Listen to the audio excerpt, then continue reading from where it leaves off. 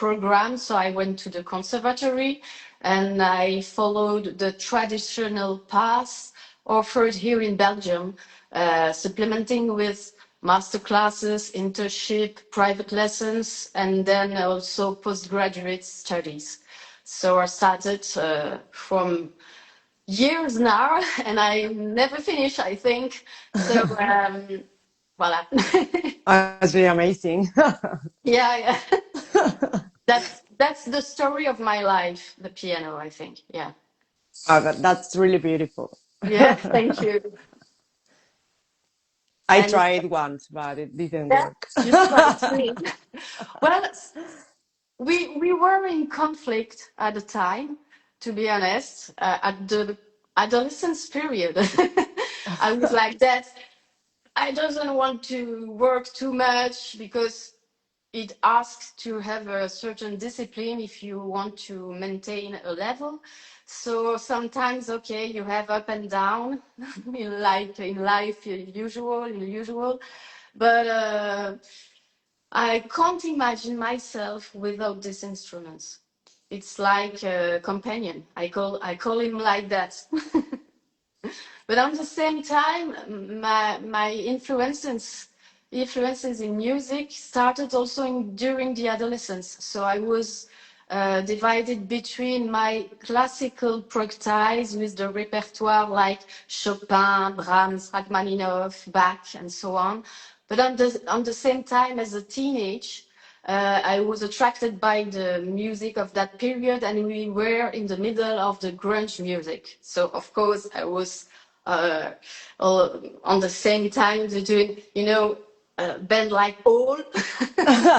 And I discovered Tori Amos at that period, and it was for me like a revelation because she was the synthesis between the piano music, song, and rocking the music too.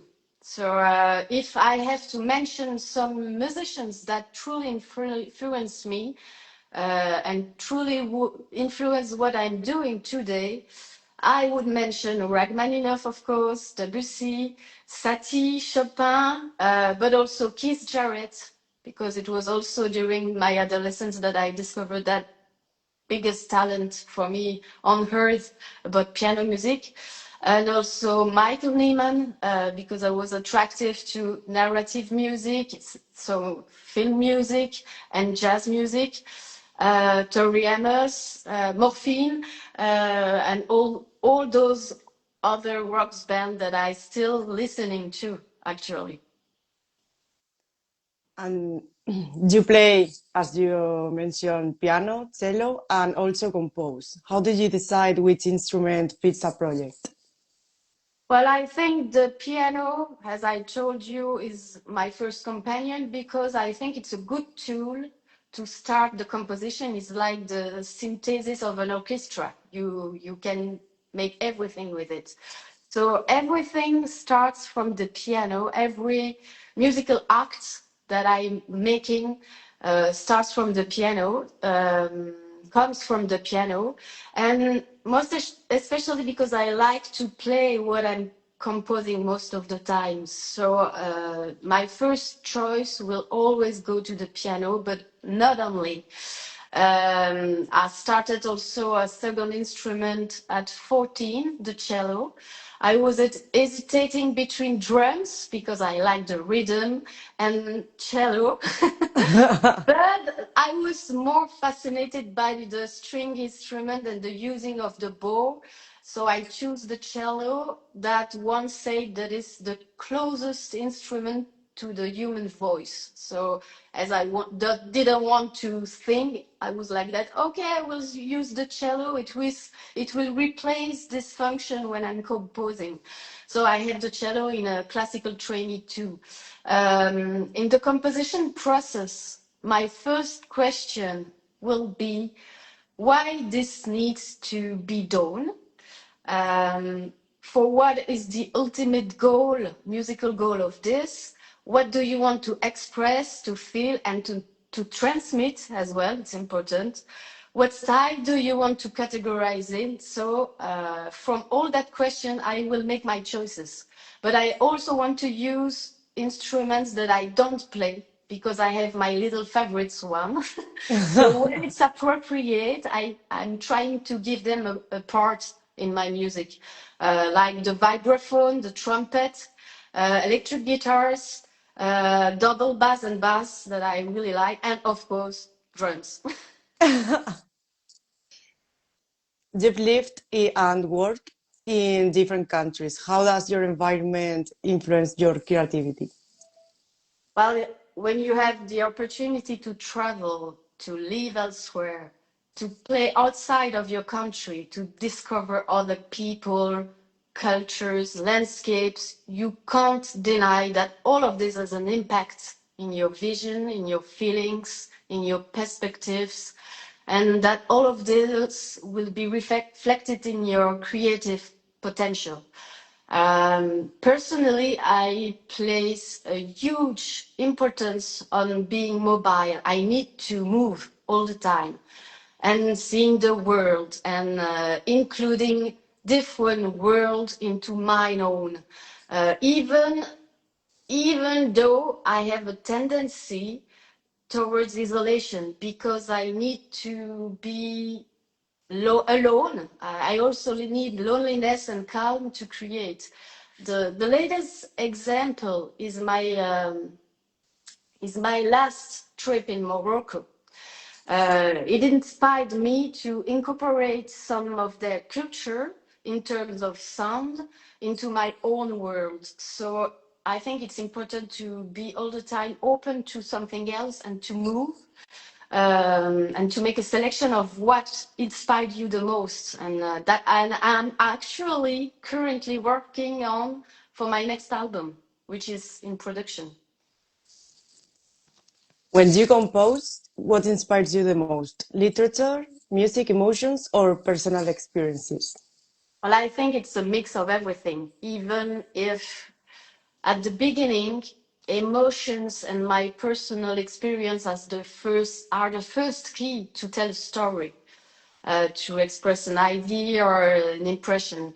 But I have this reflex to always wanting to go further than myself. So I will search something else to nourish my argument. And the literature, I think, is the first source that inspired me. That's approved with my latest album, On the Edge of Sylvia, which is completely inspired by the American poetess Sylvia Plath. I wanted to make a tribute to literature in music, from a woman to another. But I also have worked on other writers. Many years ago, I was inspired by Truman Capote, Joseph Conrad. And actually, for my next album, I took poetry from an American lawyer and writer who died in 1945. It's Max Ehrmann. And I'm quite proud of me this time because I didn't touch nothing about the structure of the words of his of his poetry. So it's a complete musical vision of words that I'm working on. And literature has this ability of to structure me. It prevents me falling into an artistic chaos because sometimes I can be very messy. I'm a big reader too, so I like to be nourished by the vision of writers. So literature is like the invisible companion to my notes, to my scores. I could resume that like that. And how do you decide which ideas become a full project? Yeah, it depends. It depends of the start. For example, with one of my album about contemporary music, Vexations Revisited, it was first, yeah, it, it it depends really. When you are like me at the crossroads of several musical genres, like classical, contemporary music, jazz music, not because you are in the middle of a decision, but just because you want to stay in freedom of creativity, you will instinctively, but as currently as possible, embrace each element from these different genres and incorporate them into your own musical language. I hope it's not too long to explain, but that's also what makes you different and maybe unique, I hope. So in the case of Vexation Revisited, it was first a commission from a Belgian label to compose a reinterpretation of a work by the early 20th century French and pianist composer Eric Satie. That immediately resonated to my contemporary music side, which is finally the base of my of what I am in music and composition. But in the case of On the Edge of Sylvia, I wanted to give something more personal, where more than one influence are mixed. So I wanted to offer something very intimistic, melted by jazz music because I'm open to this, rock, indie rock music because I am listening to this, I like this, and it's a part of my life since my teenage, and classical music because I am, of course, a classical pianist from my roots. So um, it's more a question of choices all the time you have to make, and of course to be clear with the direction you will take, I think. I hope. And how do you manage combining very different styles like classical and contemporary in one work? Yeah, I hope I manage. That's more a question for the audience. Let's ask them if I manage that every well. Every well, it's a question of it's inspiration first. Um, it's also a question of what characterizes you the most and represents you the most. But I think it's also a question of skills, of musical codes, of knowledge and balance you can have, and maybe artistic honesty. So if I manage all of my aspects in my album, it's because I'm very sensitive to be honest as well and not to pretend to be someone else or to pretend to use something that I can't use. For example, I'm very fan of soul music, but I don't have the voice, I don't have the keys, so I wouldn't try to compose something in soul music alone. Uh, that's also kind of recognizing your own limits, um, and maybe remaining very attentive to maintain the balance and the precision in composition and your artistic honesty. That's why sometimes I'm inviting some other musicians who are very different from my world to complete me, yeah. And it's also, I think, a question of ego as well. If you recognize that, okay, I like this kind of music, but I'm not practicing, I don't know everything. For example, I really like metal drum patterns. And I have studied them. I've listened hours and after hours, and I think they are incredible physically because it's a real technique, and musically too because they have to be very focused, very clear, very systematic.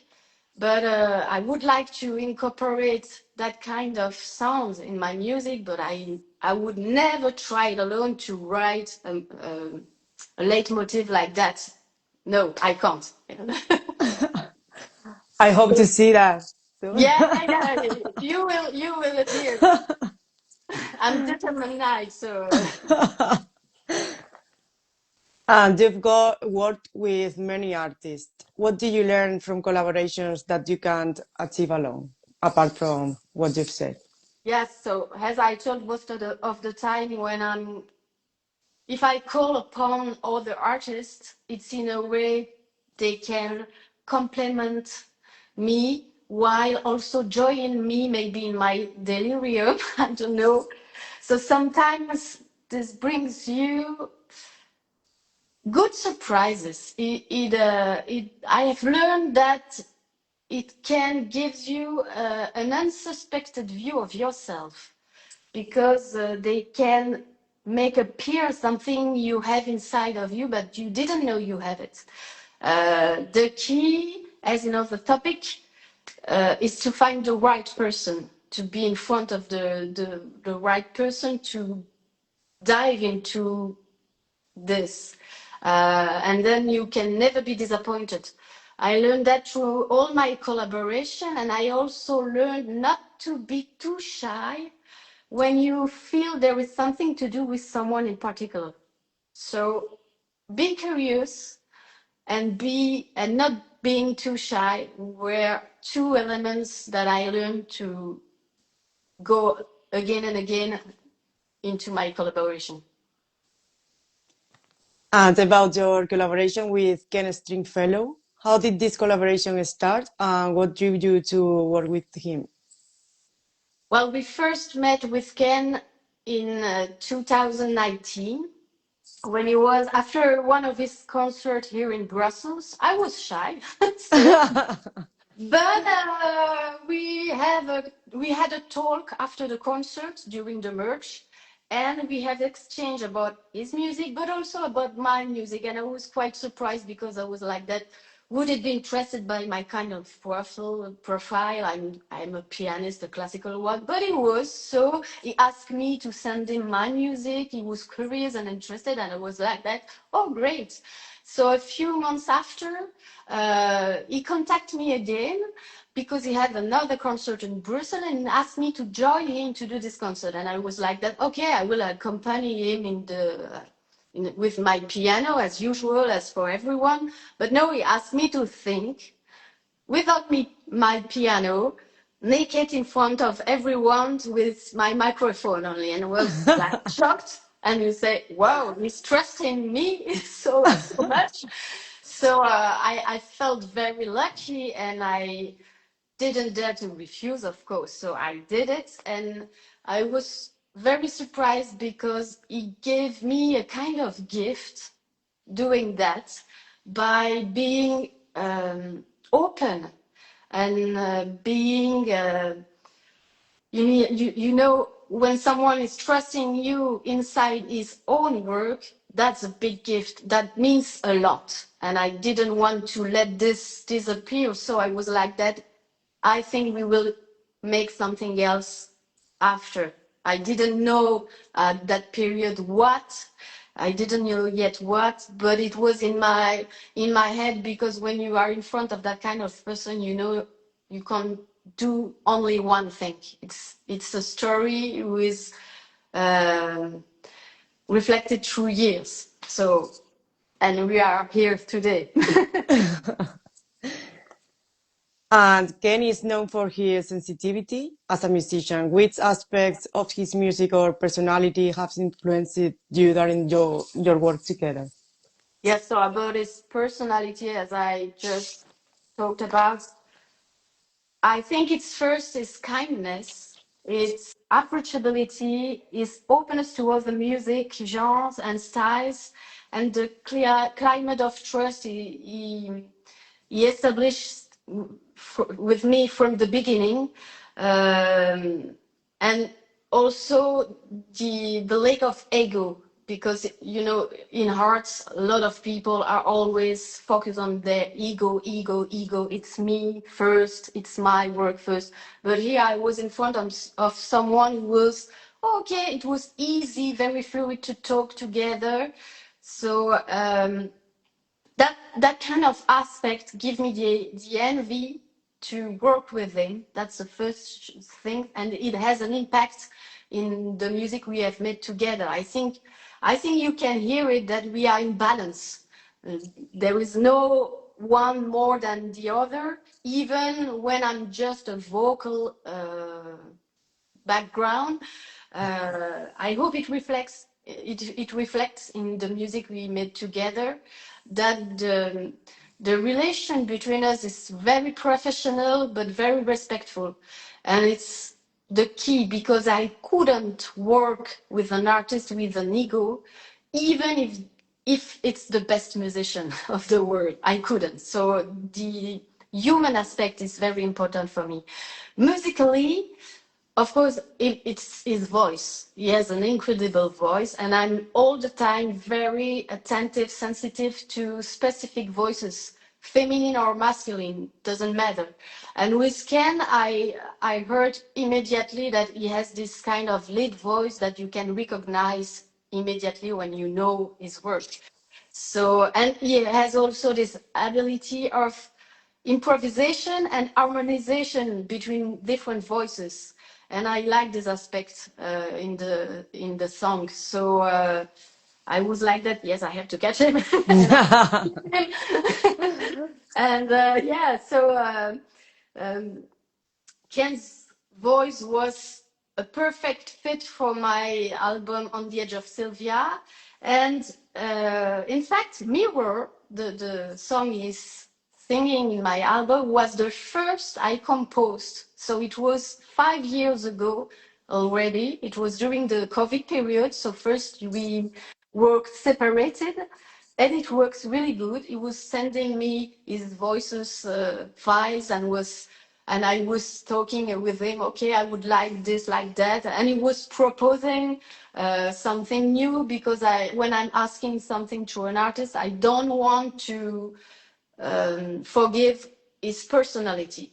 It's a part of what he can give to me. So it's important to let okay, I have my plan, I have my music in my head, but if I'm asking something to someone else, it's also because it's different. So you have to let this open, and it's more rich after. So the first version of Mirror, the studio version, was very rich, and after we make some lives that gave me the envy to make an acoustic version, which was released a few weeks ago. So in this version of Mirror, my voice interacted me with his voice more, and I wanted something more acoustic, more raw, and more in the kind of folk music that I never tried to do. And I think it was a good compromise to pursue our collaboration. But to be honest, I hope it's not the last thing we will make together. The future will tell us, but I already have my next idea with Ken.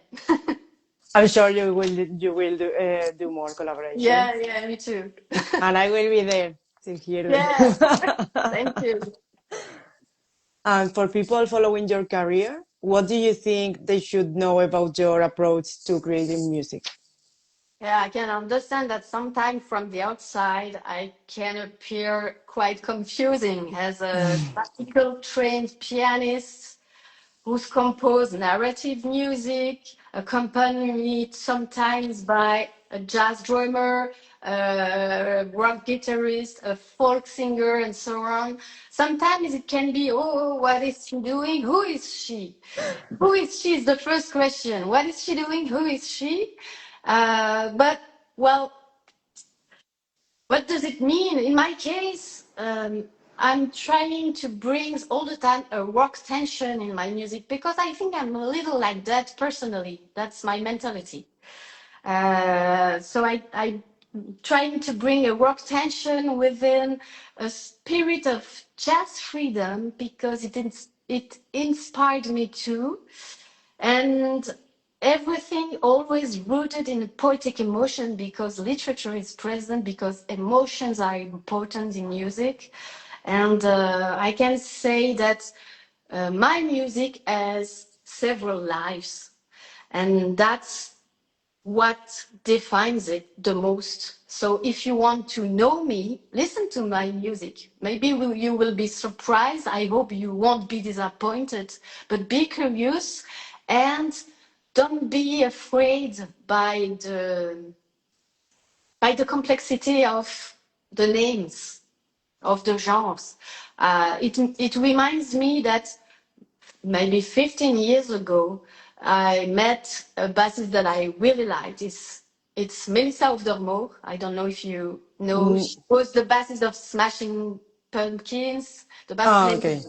all Smash. So I was like, oh, okay. I had the occasion to talk with her uh, in a backstage, and I introduced myself by saying, "Oh, I'm just a classical pianist," and she said, "So what? Music has no borders, so musicians has to have no borders too." And I always remind that it has an impact for 15 years now. That okay, I won't close the doors because people want you to be on the code on something very strictly. No, I'm various. My music has several lives, and I think like that I can represent myself the most.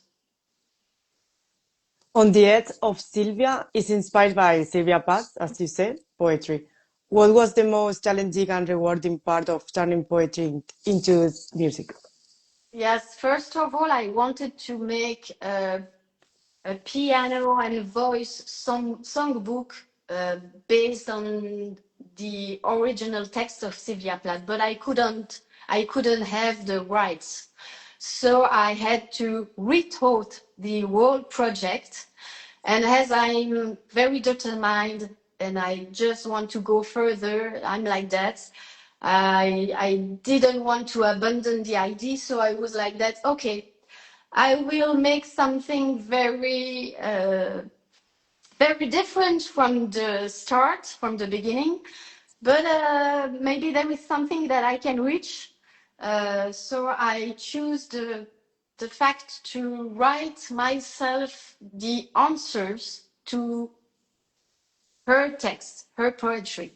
So it was like a correspondence between her and between Sylvia Plath and me, with many years between us, from a woman to another, from a woman from that period to another, from a musician to a writer. And the big challenge for me was to being myself a poet. I don't know if I'm a good one because it's in English, it's not my mother tongue, but I decided to write my lyrics like a poetry. So I had to be very precise, to dive into the skills of writing, because it was also the first time I was writing that kind of lyrics. So it was the first challenge for me being a writer. And the second one was to, inside the lyrics, make the connection with the audience, that they will understand that it's not a rewriting of Sylvia Plath's text, but more my vision, my idea of what she wanted to tell in this poetry. My perception of it, that's better. That's why you have some songs, because I wanted to answer to her by words. And there is also some instrumental music, because as I am more an instrumental musician, I wanted to keep this dimension in my album and to answer to her with notes by scores. And with music, it was more about the emotional landscape I can give around their text. That's why it's a completely mixed album between jazz, trio, quartet, and folk songs, rock songs. So, and I hope it's okay. Oh, you should write a book with your lyrics or something like that. Yeah, maybe. It would be great. Thank you. And do you have any upcoming projects or collaborations you can share? Yes, of course. I'm all the time doing something new. And to be honest, uh, if I could, I would have already 5 albums more ready. But it's always a question of time, of budgets, and so on, of occasions. But actually in the production phase of my next album, which will have a more rather cinematic atmosphere. So it will be more about instrumental music, of course, with the piano in the center as always. But I plan to include some new elements in music that I never used. I was talking before about the drums, metal drums patterns. So that's why I was studying all of that. And I hope everything will be ready for the middle of the next year. I hope. I'm keeping my fingers crossed for It that. will be. It will be. Yeah. I will let you know, be sure. Yes, yes, yes, please. And how do you see your music evolving in the next 5, 10 years? That's a difficult question to answer to because things are changing so fast and you don't know how it can be even in 1 year. Um, I hope I will still be able to propose my music because actually with the political financial context here in Belgium in particular, it's more and more difficult to live as a musician only.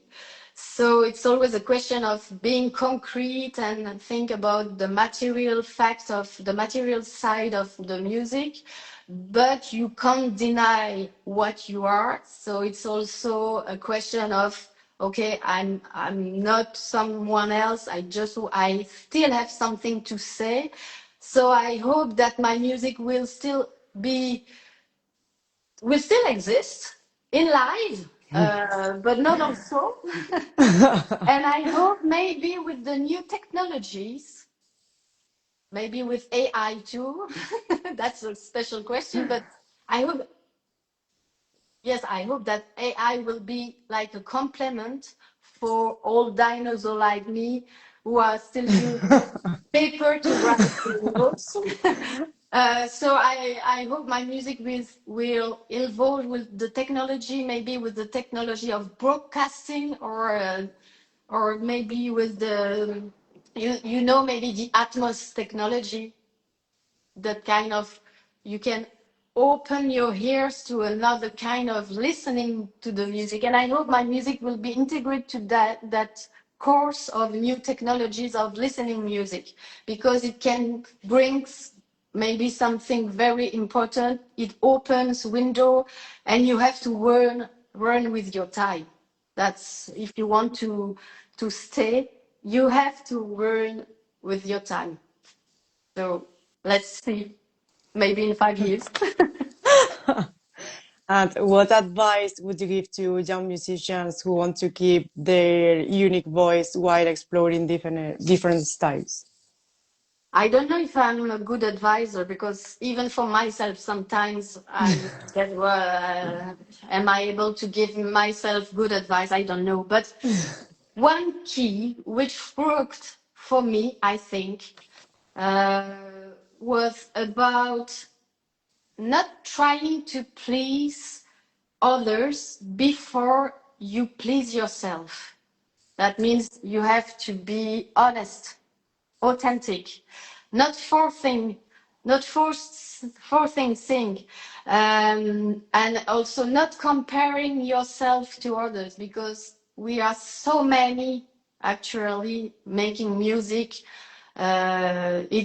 It's good because that means that it's very open to everyone, but also that means that you can be very immersed, very um hide by the others. So don't try to compare yourself, even especially when you are in a bad period. Sometimes you can be like that, and when you are looking what the other are doing, it's don't do that. If you are crossing a bad time, okay, cross this bad time, but keep going and stay open, curious, humble too. Keep working because it's not because you have finished your studies or you have all the latest equipment that you have in your hands that means you have everything. Never. And last but not least, if deep down you, you have that feeling, you have that little inner voice telling you to take a certain direction, then listen to it and be determined to go in that direction, even if it often requires to being very patient, things that I'm not very, but I have learned to be patient. So determined and passionate and authentic. I think that's the three key words for the next generation, but there are maybe further than that. I don't know.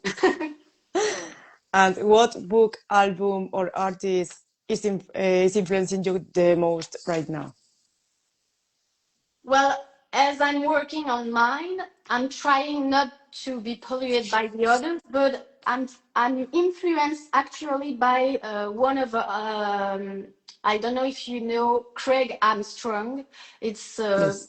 yeah, that's a composer more for film music, and he released many years ago an album which is called Nocturne for Piano. That's only piano music, but it's treated with especially aspects in the sound. Sometimes you can hear two pianos together, so by the same person, by the same musicians, and I'm really connected to that kind of work. And I'm also listening actually some bands like Gojira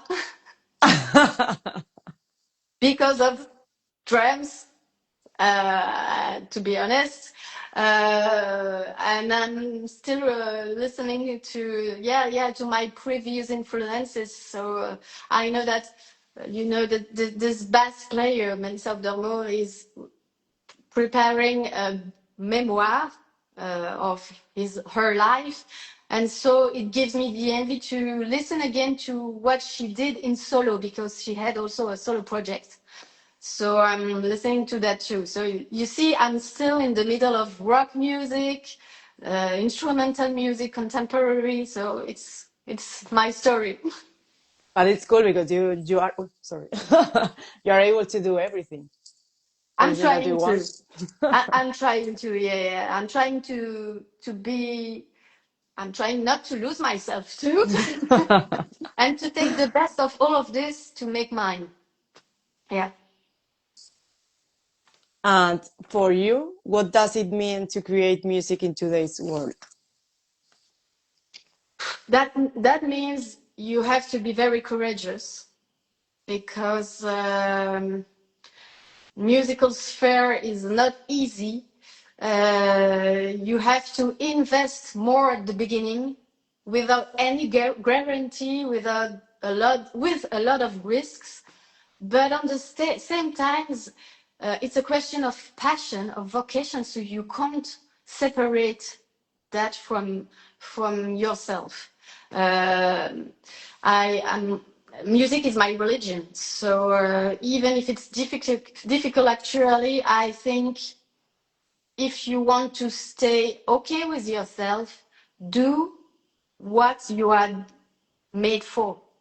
So, but on the same time, actually, music is changing, even in his way of listening, sending. I'm from a generation who has a lot of CDs.